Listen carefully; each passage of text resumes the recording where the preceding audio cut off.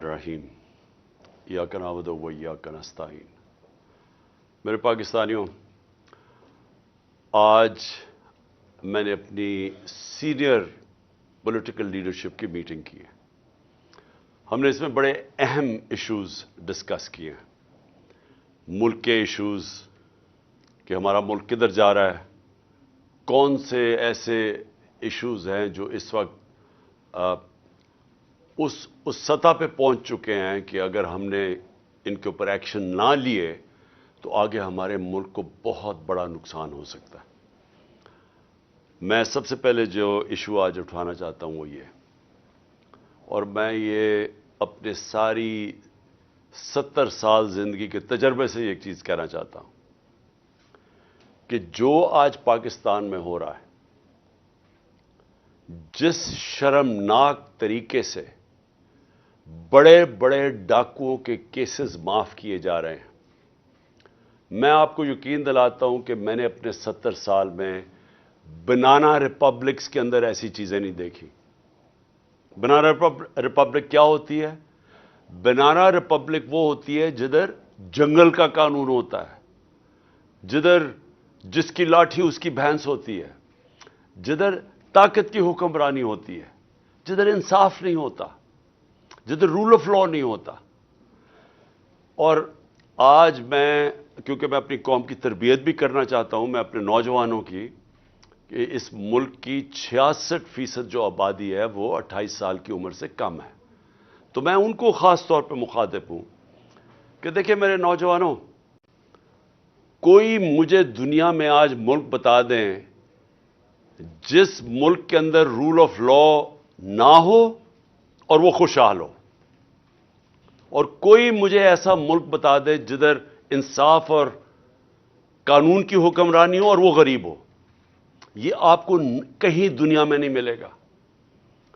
जिन जिन दुनिया के मुमालिक के अंदर ताकतवर के मुजरमों के लिए एक कानून, जिस तरह मेरे नबी सल्लल्लाहु अलैहि वसल्लम ने कहा था कि जब ताकतवर चोरी करे तो उसको पकड़ो ना, उसको एनआरओ दे दो, और सिर्फ कमजोर गरीब लोगों को, चोरों को जेलों में डालो, वो मुल्क तबाह हो जाते हैं। हम तबाही के किनारे के ऊपर खड़े हैं। मैं आज सिर्फ ये, हमारी मायशत बिल्कुल तबाही की तरफ जा रही है। इस मायशत तबाही की तरफ जा इसलिए रही है कि हमारे मुल्क के अंदर इंसाफ नहीं है। और इंसाफ यानी मैंने अपनी जिंदगी के अंदर इस तरह का जुल्म नहीं देखा जो आज हो रहा है। चुन चुन के इस मुल्क के बड़े बड़े डाकू जो इस मुल्क में भागे हुए थे, मफरूर थे, क्योंकि उनके ऊपर करप्शन केसेस लगे हुए थे, आज वो सारे बारी बारी वापस आ रहे हैं और उनके सारे केसेस खत्म हो रहे हैं। एक तरफ जेल भरे हुए बेचारे गरीब लोगों से, चोरों से, छोटी छोटी चोरियों पे जो जेल में, आजकल की महंगाई में बुरे हालात, बेरोजगारी, एक्सक्यूज मी, बेरोजगारी, महंगाई, चीजें दिन ब दिन महंगी हो रही हैं, खाने पीने की चीजें, वो बेचारे चोरी करते हैं, छोटी चोरी करते हैं तो वो जेलों में चले जाते हैं। और वो लोग जिन्होंने दोनों हाथों से 30 साल से इस मुल्क को लूटा है, ये जो दो बड़े खानदान जिनकी चोरियों के ऊपर किताबें लिखी हुई हैं, एक रेमंड बेकर की किताब है the way of the world, ये जरदारी और शरीफ खानदान के ऊपर पूरा चैप्टर लिखा हुआ है इनकी चोरी के ऊपर, कि मुल्क का करप्शन होती है, मुल्क का पैसा चोरी करने का। इनकी करप्शन पे मुल्क का जो इन्होंने पैसा चोरी किया वो किताब उनकी किताब में है। और अगर ये गलत उन्होंने लिखा तो जाके उनके ऊपर सू करें, जिस तरह मैं ये जियो ग्रुप को सू कर रहा हूं, दुबई के अंदर भी कर रहा हूं, अमेरिका में भी कर रहा हूं, और बरतानिया में भी कर रहा हूं, क्योंकि वहां के कानून ऐसे हैं कि आप अगर किसी के ऊपर गलत चीज करें, गलत बयानी करें, वहां तो वो बड़े स्ट्रिक्ट कानून है, तो क्यों नहीं उनको सू करते। उधर एक और किताब है सूस्किन की, वे ऑफ द वर्ल्ड, जिसमें वो بلاول بھٹو کی والدہ بتا رہی ہیں کہ کتنے دنیا کے اندر باہر کے ملکوں میں ان کے بینک اکاؤنٹس ہیں، وہ اس کتاب میں لکھا ہوا ہے. سو بی بی سی کی ڈاکیومنٹریز بنی ہوئی ہیں، بی بی سی نے ڈاکیومنٹریز بنائی ہیں شریف خاندان اور زرداری خاندان کی چوری کے اوپر. تو ان کو ساروں کو پاک کیا جا رہا ہے این آر او 2 دے کے. N R O General Musharraf نے دیا تھا. 4 گنا پاکستان کے قرضے بڑے تھے این آر او 1 کے بعد. لوٹ مار ہوئی تھی. ہم نے اٹھایا تھا وہ بینکرپٹ ملک جو 2018 کو ہمیں ملا تھا کہ جب دیوالیہ نکلا ہوا تھا. اور یہ اب N R O 2 General Bajwa نے دیا ان کو کہ یہ اب آئے ہیں سارے پاک ہو کے، اور آہستہ آہستہ ان کے سارے کرپشن کیسز ختم ہو رہے ہیں. اور ایک ایک یعنی قانون بنائے ہیں انہوں نے نیب امینڈمنٹس میں کہ ایک ایک کی کرپشن معاف ہو رہی ہے. اور افسوس کی بات یہ ہے کہ سلمان شہباز واپس آتا ہے، ہار پہنائے جاتے ہیں اس کو، اور اس کے بعد وہ پوری پریس کانفرنس کرتا ہے کہ کتنا ظلم ہو گیا سلمان شہباز سے. پہلے تو یہ بتاؤ سلمان شہباز کہ آپ کی رمضان شوگر مل کے اندر نوکروں کے پاس 16 ارب روپے 1600 کروڑ روپیہ کیسے ان کے بینک اکاؤنٹس میں آ گیا تھا؟ پھر اگلا جواب دو کہ 4 وہ مارے گئے ہیں، 4 آپ کے گواہ ہارٹ اٹیک سے مرے ہیں، اور جو انویسٹیگیٹ کر رہا تھا ڈاکٹر رضوان وہ بھی ہارٹ اٹیک سے مرا ہے.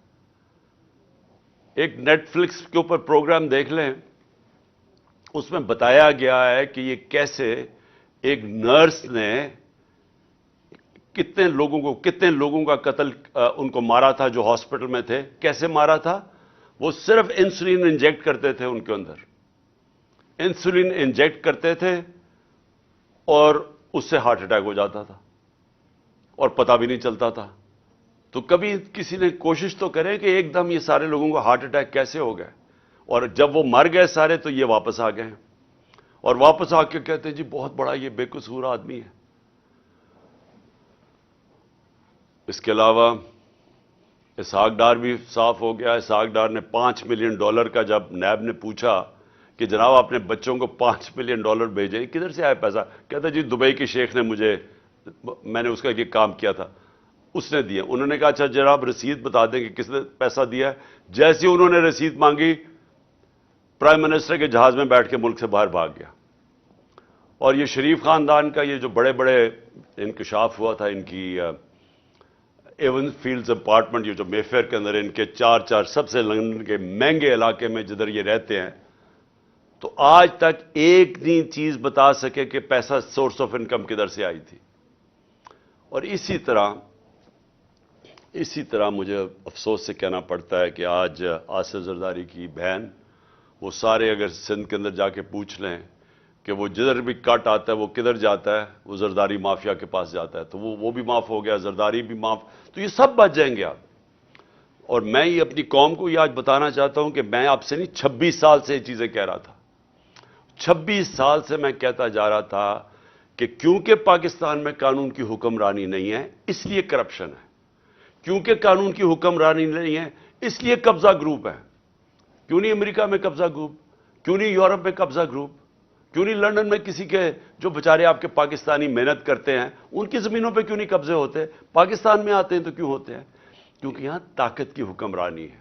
اور یہ ہے جنگ ہماری قوم کے لیے. نوجوانوں یہ جنگ ہم لڑ رہے ہیں، انصاف کی تحریک. اب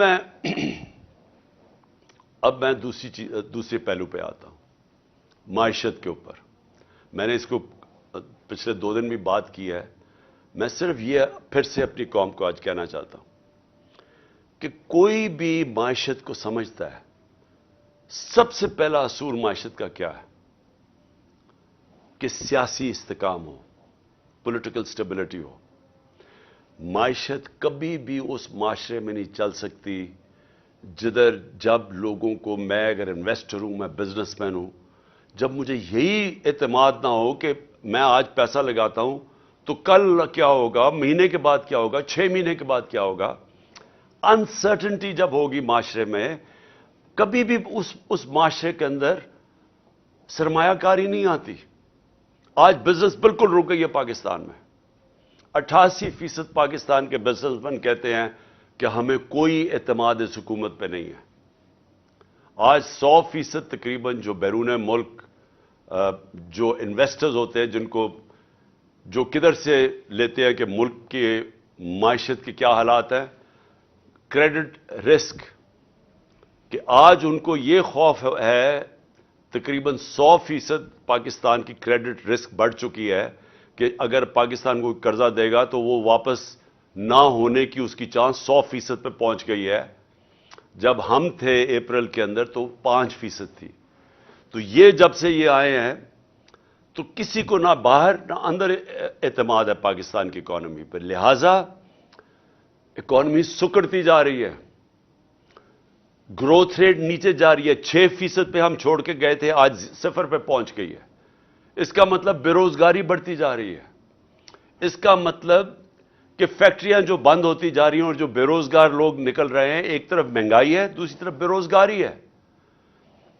कैसे लोग तनख्वाहदार लोग कैसे गुजारा करेंगे आज? ऊपर से किसान अलहदा रो रहा है, बिजली के बिल आसमानों पे हैं, डीजल की कीमत जो हम 150 रुपए लीटर छोड़ के गए थे, आज आलमी मंडी में तेल नीचे आ चुका है। हमारे दौर में 115 से लेके 103 रुपए, $103 था। 115 से $103 बैरल थी इंटरनेशनल मार्केट में। आज वो $80 से नीचे आ गई है। लेकिन डीजल किधर है, पेट्रोल किधर है, कैसे बिजली की कीमत आज किधर है? हम 17-18 रुपए यूनिट पे छोड़ के गए थे, आज वो 40 रुपए से ऊपर चला गया।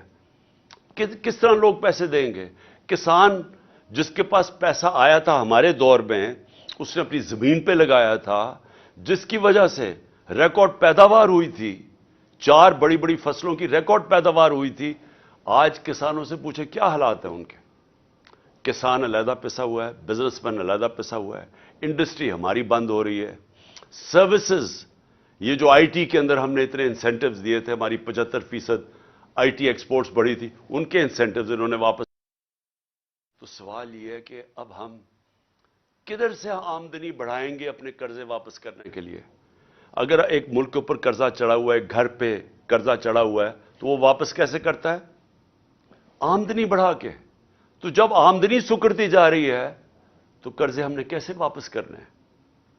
हम कैसे, जो हमारी आगे लायबिलिटीज आ रही हैं, हम कैसे वापस करेंगे? इनके पास तो कोई प्लान नहीं है। आज जरा सिर्फ मैं बताना चाहता हूं थोड़ी सी कीमतें जो आम आदमी को आज इफेक्ट करती हैं। प्याज, लोग कई प्याज और रोटी खाते हैं, 400% उसकी कीमत बढ़ चुकी है प्याज की। टमाटर, ये भी आम लोग जो गोश्त नहीं खा सकते, वो लोग रोटी के साथ टमाटर के साथ रोटी खाते हैं, 300% बढ़ चुकी है उसकी कीमत। आटा यानी रोटी के बगैर कौन गुजारा करता है, 100% कीमत बढ़ चुकी है आटे की। दालें, 50% कीमत बढ़ चुकी है दालों की। घी, आलमी मार्केट में नीचे आ गया पाम ऑयल, आज घी की 50% कीमत बढ़ चुकी है।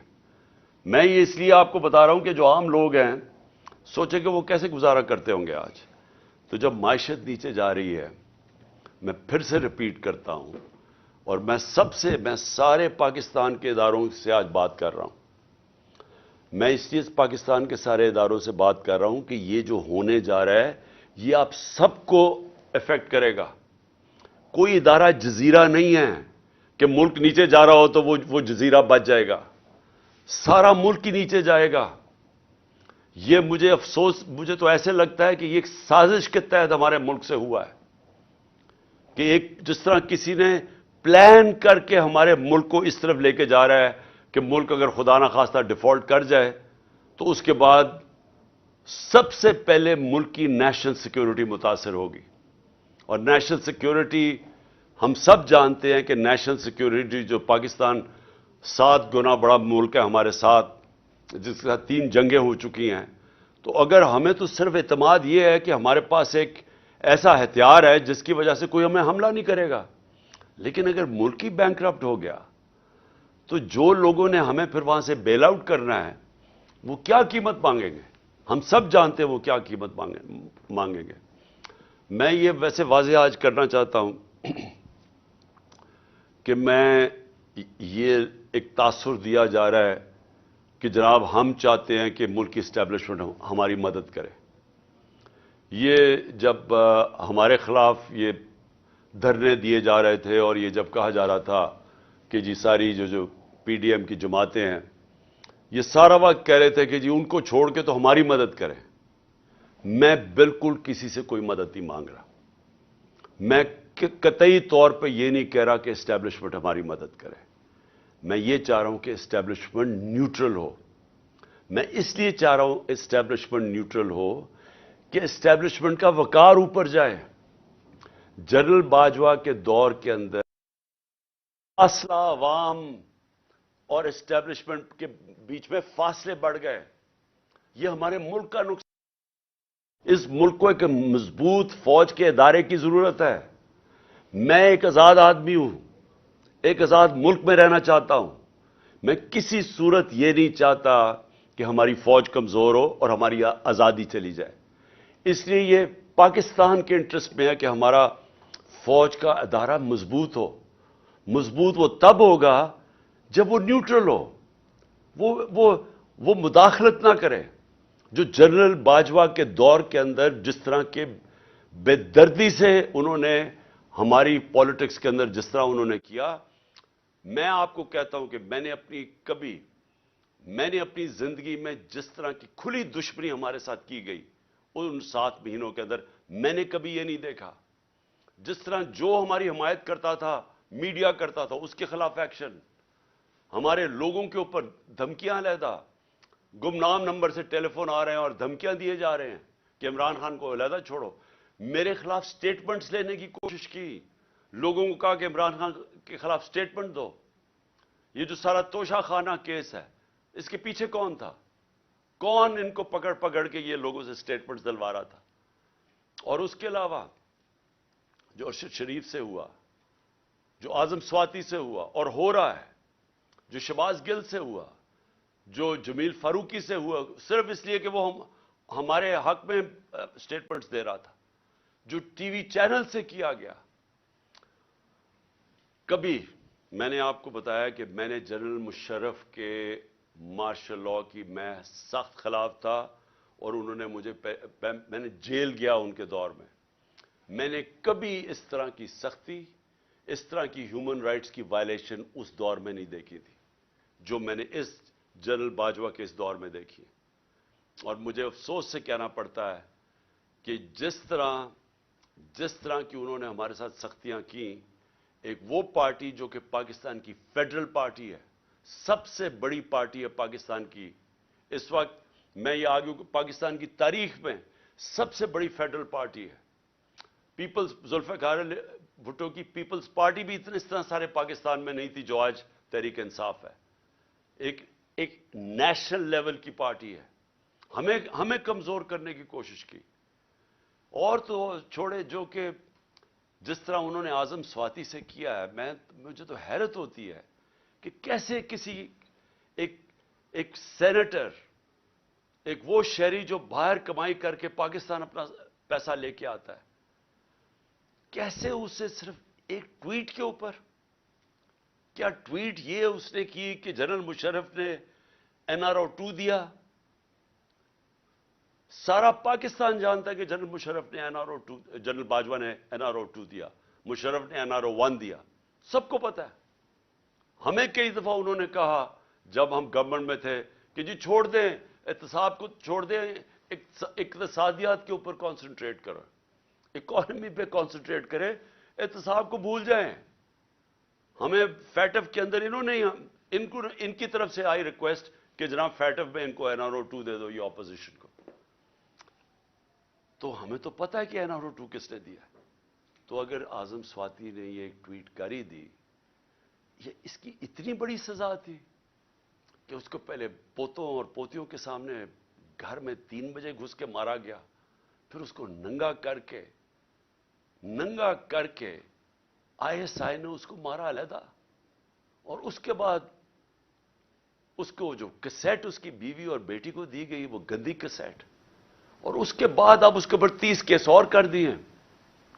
उस उम्र में आदमी को कभी कोयटा जा रहा है और कभी सिंध जा रहा है, और मैं आज कोयटा और सिंध के हाई कोर्ट्स को सलाम पेश करता हूं कि जिस तरह उन्होंने स्टैंड लिया इसके ऊपर।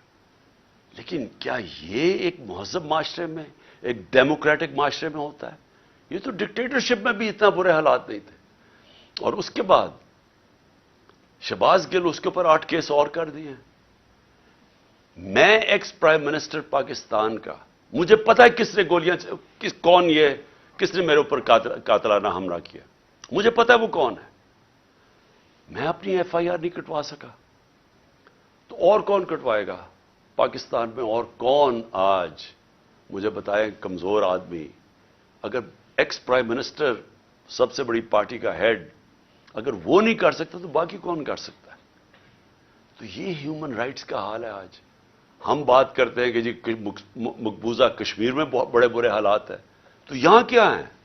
यहां कौन से ह्यूमन राइट्स रह गए हमारे? और मुझे बड़े अफसोस से कहना पड़ता है, मैं पूरी रिस्पेक्ट से मैं अपनी आला अदलिया से पूछना चाहता हूं कि देखें, अगर आप हमारे फंडामेंटल राइट्स की, अगर आप उनकी हिफाजत नहीं करेंगे तो और कौन करेगा? क्यों कोई बाहर से आके हमें करेगा? हम बार बार ये कह बैठे हैं, अरशद शरीफ की वालदा की फरियादें सुने, हमें पता है उस बेचारे से क्या हुआ है। अगर वो नहीं अपनी एफआईआर कटवा सकती, एक्स प्राइम मिनिस्टर नहीं कटवा सकता, और मैं ये भी सवाल पूछना चाहता हूं कि क्या जनरल मुशर्रफ को जब हम तनकीद करते थे, और हम खुलकर जनरल मुशर्रफ की तनकीद करते थे, तो क्या हम फौज की तनकीद कर रहे थे? सबको पता था कि जनरल मुशर्रफ की हम तनकीद कर रहे हैं, हम फौज की नहीं। कौम फौज को प्यार करती है, क्योंकि कौम को पता है कि हमें वो आजाद रखने वाली हमारी फौज है। तो आज अगर मैं जनरल बाजवा की जो भी तनकीद करता है, जनरल बाजवा ने वो पाकिस्तान से किया जो दुश्मन ना कर सके। 7 महीने के अंदर वो इकॉनमी जो अपनी 70 कि अब पाकिस्तान जाएगा किधर? लोगों, हमें तो यही नहीं समझ आ रही कि अब इसमें से निकालेगा कैसे कोई। हमें तो यही नहीं समझ आ रही कि ये जो चोर ऊपर हमारे ऊपर मुसल्लत कर दिए गए हैं, स्वाय अपनी चोरी बचाने के लिए, पता तो बताएं कि इन्होंने इस इकॉनमी को ठीक कैसे करना है। और अब ये 30 साल दोनों इक़्तिदार में रह चुके हैं, कब इन्होंने इकॉनमी को ठीक किया था? ये तो जब से आए हैं पैसा बनाने के चक्कर में है, और उनके पैसे माफ हो रहे हैं और मुल्क भी नीचे चला गया है। कौन जिम्मेदार है इसका? तो ये हमारा राइट है, ये मेरा जमहूरी राइट है ये कहने का। और मैं आपको फिर से ये कह दूं कि मैं ये बातें इस वजह से, ये कातिलाना हमला मेरे ऊपर हुआ था मेरा मुंह बंद करने के लिए। ये मुंह नहीं बंद होने लगा। ये जब तक मैं जिंदा हूं, मैं इस मुल्क के लिए खड़ा हूंगा, इस मुल्क की आवाज बुलंद करूंगा। मैं किसी सूरत अपनी आवाज बंद नहीं करने लगा। और मैं ये चाहता हूं कि अगर कोई इदारे के अंदर काली भेड़े हैं, तो इदारा अपना वकार ऊंचा करता है जब उनके अगेंस्ट एक्शन लेता है। ये नहीं कि जो सारे जो बात करता है उनके ऊपर कार्रवाई शुरू कर दे, जो कि आजम स्वाति से खास तौर पे हुआ है। और मैं आखिर में इलेक्शन कमीशन के ऊपर बात करना चाहता हूं। मैं फिर से कहता हूं कि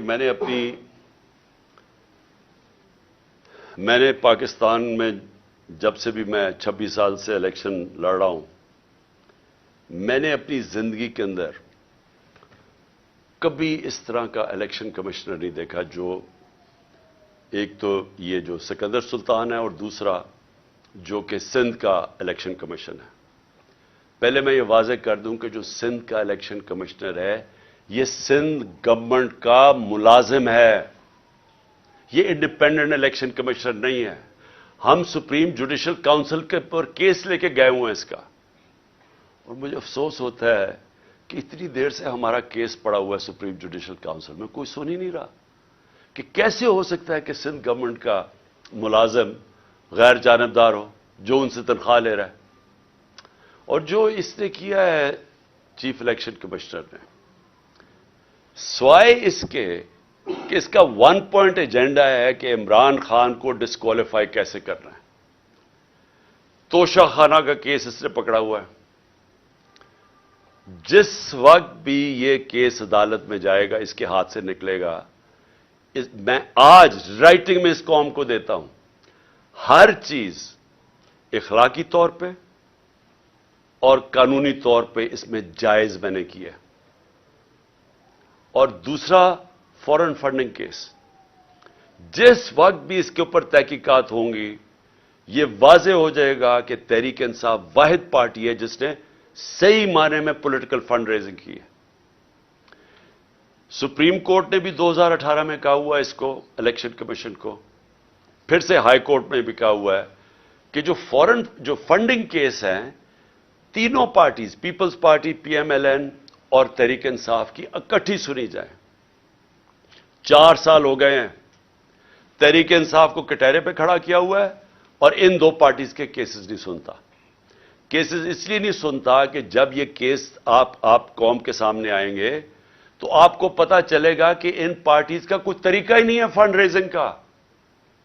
یہ فنڈز کیسے اکٹھے کرتے ہیں, یہ بڑے بڑے نامور, اور میں وہ بزنس مین بھی جانتا ہوں جو بڑے بڑے, جن کو یہ پہلے مل کے ان کے ساتھ ان کے بزنس پارٹنر ہی ہوتے ہیں, ان کو پیسہ بنا کے دیتے ہیں, پھر الیکشن آتا تو ان سے بڑے بڑے اربوں روپیہ لے لیتے ہیں. یہ ہے ان کی فنڈ ریزنگ.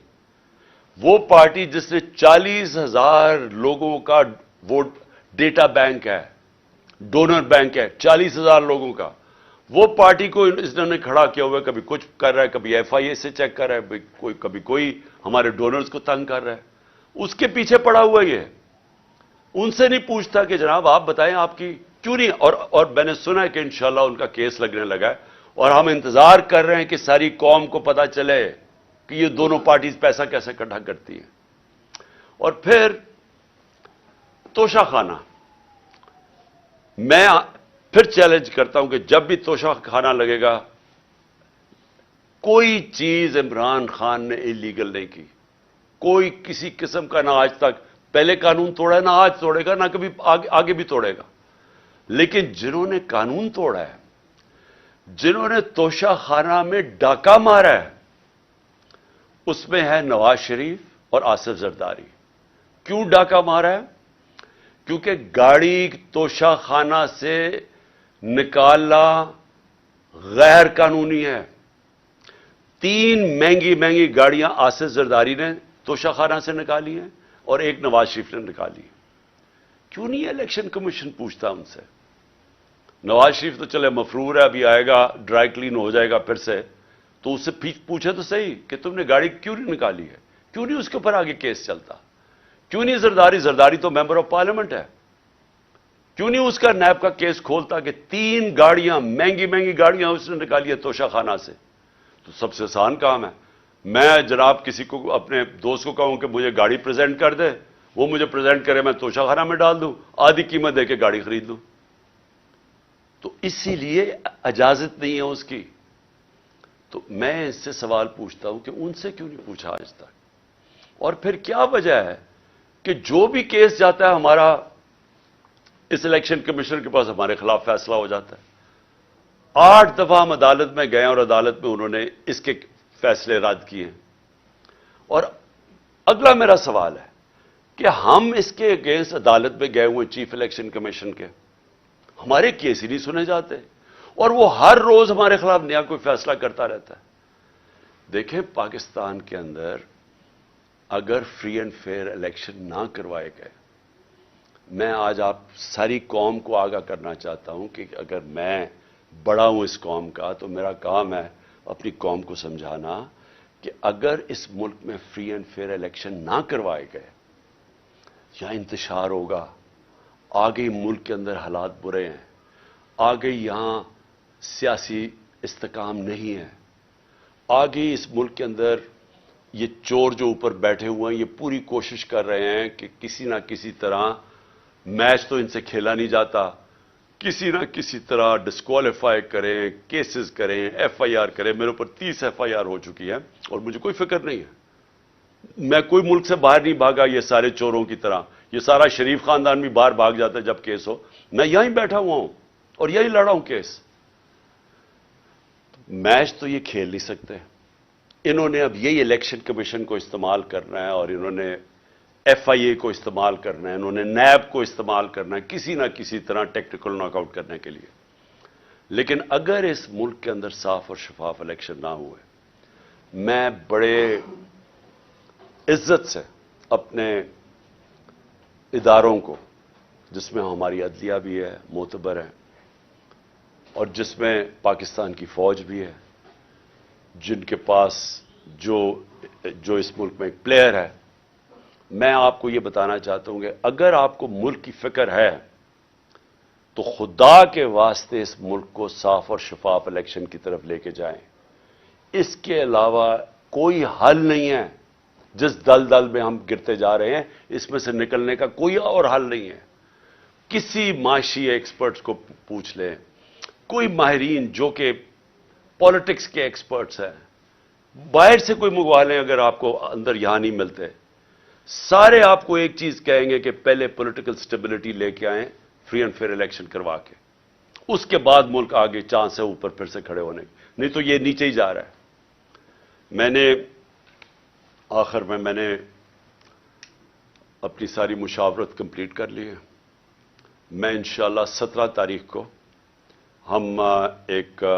ہماری پارٹی کی گیدرنگ ہو رہی ہے بڑی لبرٹی چوک کے اوپر, اور انشاءاللہ لبرٹی چوک میں اپنے خطاب کے اوپر اپنی قوم کو ڈیٹ دوں گا جب ہم 2 اسمبلیز, ہماری جو پختونخوا کی اسمبلی اور ہماری جو پنجاب کی اسمبلی ہے, اس کو ہم ڈیزالو کریں گے, اس میں سے نکل کے ہم الیکشن اناؤنس کروائیں گے. اس کے علاوہ ہمارے جو 123 یا غالباً 125 نیشنل اسمبلی کے ممبرز ہیں جو انہوں نے ابھی تک استعفے قبول نہیں کیے, ہم نیشنل اسمبلی کے اندر جا کے اسپیکر کے سامنے کھڑے ہو کے کہیں گے کہ ہمارے استعفے قبول کرو, تاکہ ہم نیشنل اسمبلی سے بھی ریزائن کریں, اور پھر تقریباً 70% پاکستان کے اندر الیکشن ہوگا. قانون آئین یہ کہتا ہے کہ جیسی اسمبلیز ڈیزالو ہوتی ہیں تو اس کے 90 دن کے بعد الیکشن ہوگا. تو یہ سمجھ لیں کہ انشاءاللہ 17 تاریخ کو میں ڈیٹ دوں گا, اور اس کے بعد ہمارے 70% پاکستان الیکشن میں چلا جائے گا, الیکشن موڈ میں. عقل تو یہ کہتی ہے کہ اگر 70% ملک میں الیکشن ہو رہا ہے تو آپ نیشنل اسمبلی سارے ملک کا ہی الیکشن کروا دیں. لیکن بدقسمتی ہماری یہ ہے کہ ہمارے یہاں مجرم جرائم پیشہ لوگ بیٹھے ہوئے ہیں, ان کو کوئی قوم کی فکر نہیں ہے, ان کی دولت ملک سے باہر پڑی ہوئی ہے. روپیہ گرتا ہے تو ان کی دولت میں اضافہ ہو جاتا ہے کہ ان کے پیسے ڈالر میں پڑے ہوئے ہیں. ان کا جینا مرنا پاکستان میں نہیں ہے. جب بھی مشکل وقت آئے گا یہ پھر اپنا بوریا بسترا اٹھا کے باہر چلے جائیں گے, جدھر یہ بڑے آرام سے زندگی گزار رہے ہیں. ان کا صرف مقصد یہ ہے کہ ان کے کرپشن کیسز معاف ہوں, تاکہ ان کی سلیٹ جیسے جنرل مشرف نے صاف کی تھی, اب یہ جناب جنرل باجوہ کی بدولت ان کی سلیٹ صاف ہوگی, اور اس کے بعد پھر سے یہ امید لگا کے بیٹھے ہوئے ہیں کہ راؤنڈ 3 آئے گا ان کا ملک کو لوٹنے کے لیے. تو اس لیے ان کو کوئی انٹرسٹ نہیں ہے الیکشن کروانے کا. ان کو ڈر لگا ہوا ہے کہ الیکشن کروانا یہ ہار جائیں گے اور پھر سے ان کے کرپشن کیسز سامنے آ جائیں گے. اس لیے ان کا انٹرسٹ اور پاکستان کا انٹرسٹ مختلف ہے, اپوزنگ اینڈز کے اوپر ہے. قوم کا انٹرسٹ اس وقت یہ ہے کہ ملک میں فوری طور پہ الیکشنز کروائے جائیں, اور انشاءاللہ 17 تاریخ کو لبرٹی چوک جدھر ہماری گیدرنگ ہوگی, میں انشاءاللہ آپ کو وہ ڈیٹ دوں گا جس دن ہم اپنی 2 اسمبلیوں سے نکل جائیں گے. پاکستان زندہ باد.